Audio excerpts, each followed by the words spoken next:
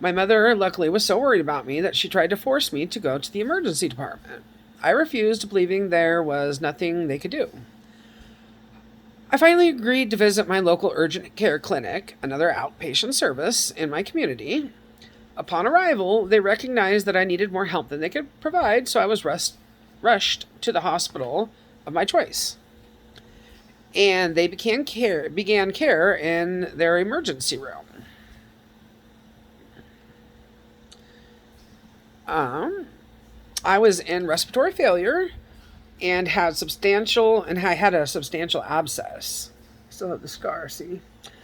Um, it was a submandibular abscess. I guess it's also known as Ludwig's angina. And I required a CT scan so they could really see what was going on. I believe it was a CT scan. So from there, I really still don't really know what happened, but I ended up waking up 12 days later from a medically induced coma as they were pulling the intubation tubes out of my throat. Um, Somewhere along the way, though, they had missed that I was there because of my tooth. So it took days for them to pull the tooth and actually stop the infection. That's why I was in the coma for so long.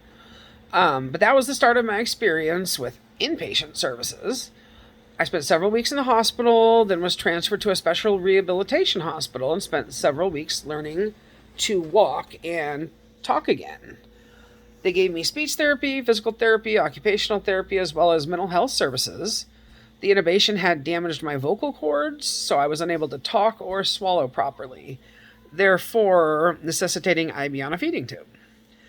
So once I was released from the hospital, I then had many outpatient care services, and still do.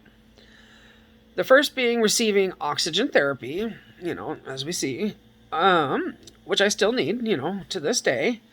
I have an oxygen condenser, weekly deliveries of portable oxygen tanks, and a BiPAP machine.